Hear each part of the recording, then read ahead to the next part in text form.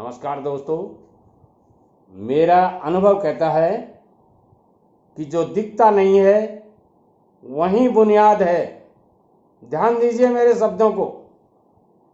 वही फाउंडेशन है जो नहीं दिखता है, और जो दिख रहे हैं ना आपको, बड़े बड़े कंगूरे, शानदार, उनके ऊपर रंग किया हुआ, बड़ा बड़ा नाम लिखा हुआ, फलाना बाग, ढिकड़ा बाग, ये वो बड़ी बड़ी कंपनियां बनाए हुए, उन कंपनियों के फाउंडेशन में कोई न कोई मेरे जैसा जरूर है।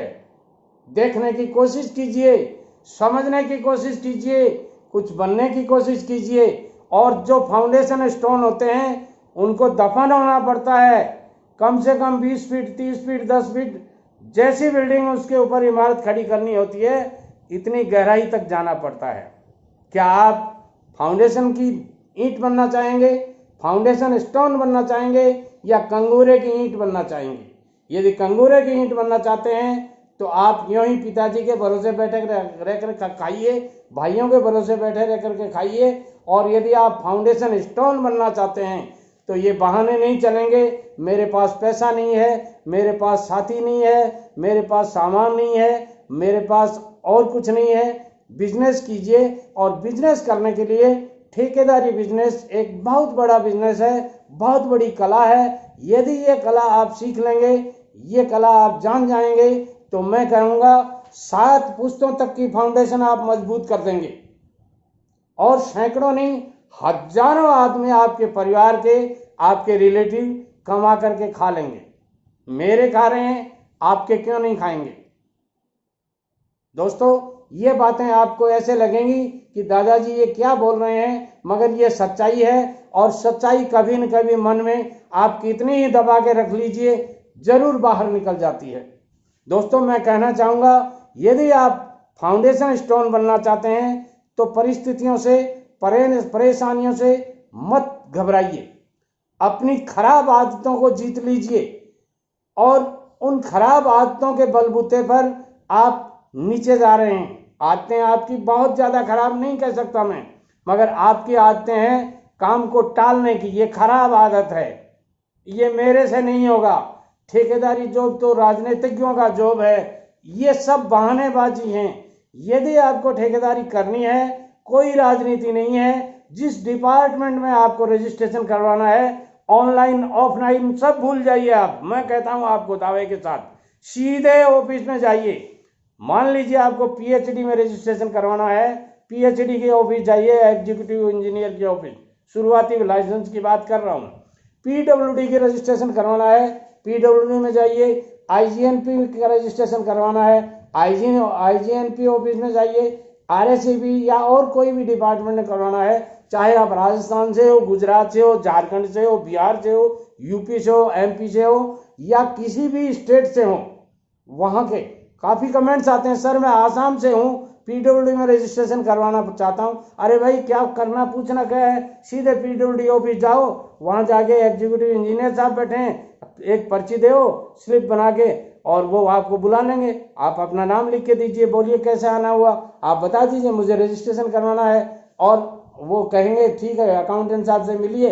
अकाउंटेंट साहब के पास जाइए, अकाउंटेंट साहब आपको बाबूजी के पास में भेजेंगे, जिनको रजिस्ट्रेशन बाबू कहते हैं। और रजिस्ट्रेशन बाबू आपको कहेंगे कि ये डॉक्यूमेंट चाहिए। उन डॉक्यूमेंट्स में कोई बहुत कुछ नहीं होता है, खाली 10-15 डॉक्यूमेंट्स होते हैं जो आपके पास 90% अवेलेबल होते हैं। पैन कार्ड, आजकल 25 साल से बड़ा जो नवयुवक है और कुछ कमाने खाने की सोच रखता है, उसके पास पैन कार्ड होता है। आधार कार्ड आपके पास ऑलरेडी है।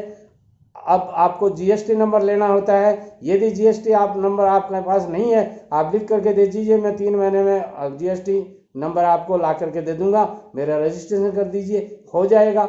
ऐसे ही आपके पास एड्रेस प्रूफ होता ही है। बैंक में अकाउंट आपने खुलवा ही रखा है, यदि नहीं खुलवा रखा है तो खुलवा लीजिए। एक बात और कहूँगा कि इसमें रजिस्ट्रेशन के लिए आपको बैंक में करेंट अकाउंट की ज़रूरत होती है। तो जब भी आप बैंक अकाउंट खुलवाएं तो करेंट अकाउंट खुलवाएं, क्योंकि सेविंग अकाउंट केवल सेविंग के लिए होता है।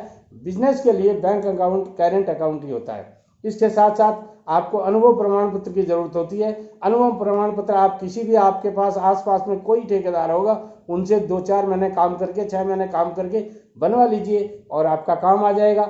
और धीरे धीरे, अच्छा, अनुभव प्रमाण पत्र भी आपके पास नहीं है तो मान लीजिए उनको कह दीजिए कि मैं अनुभव प्रमाण पत्र आपको इतने दिन में ला दूंगा, और तब तक ये प्रोसीडिंग चलाइए और तब तक आप अनुभव प्रमाण पत्र ला दीजिए उनको। और इसके बाद में आपको 50,000 रुपये की, राजस्थान की बता रहा हूँ मैं, ये राजस्थान में 50,000 रुपये डी क्लास रजिस्ट्रेशन के लिए सिक्योरिटी डिपॉजिट देनी पड़ती है, तो वो आपको देनी पड़ती है। ये सिक्योरिटी डिपॉजिट आपकी होती है। काफ़ी लोग पूछते हैं सर ये ठेकेदारी में सिक्योरिटी डिपॉजिट जो जमा होती है वो रिफंडेबल होती है कि? हाँ, 100% रिफंडेबल होती है, बशर्ते कि आपने काम में कहीं कोई गड़बड़ नहीं किया हुआ है, कोई कटौती आपके ड्यू नहीं बोल रही है। तो जिस दिन आप ठेकेदारी नहीं करेंगे या करना नहीं चाहते हैं तो उस दिन आपको रिफंड हो जाती है। और उस जो सिक्योरिटी डिपॉजिट है उसका इंटरेस्ट यदि मिलता है एफडी के तौर पर है या एनएससी के तौर पर है तो उसका पैसा जो भी बढ़ता है वो आपका बढ़ेगा। अब बात आती है कि फीस कितनी लगती है। नॉमिनल फीस होती है, हर जगह अलग अलग होती है, कहीं 2,000 होती है, कहीं 3,000 होती है, कहीं 1,000 होती है। आप जाकर के ऑफिस में पता कर लीजिए। कुछ लोग कहते हैं साहब ऑनलाइन होता है। अरे मैं कहता हूँ जब ठेकेदारी आपको करनी है तो ऑनलाइन ऑफलाइन का चक्कर ही कहाँ है। आप सीधे ऑफिस जाइए, वहाँ ऑनलाइन ऑफलाइन जो होगा बाबूजी अपने आप करवा देंगे आपसे, और आपका रजिस्ट्रेशन महीने भर में, 15 दिन में, या अफसर की फुर्सत के ऊपर है, उनको जल्दी फुर्सत मिल जाती है क्योंकि एग्जीक्यूटिव इंजीनियर साहब को साइट्स पे जाना होता है। तो ऐसी स्थिति में उनको बहुत कुछ देखना होता है, तो टाइम तो लगता ही है। 5-10 दिन में, 15 दिन में, 20 दिन में, महीने भर में आपका रजिस्ट्रेशन हो जाएगा।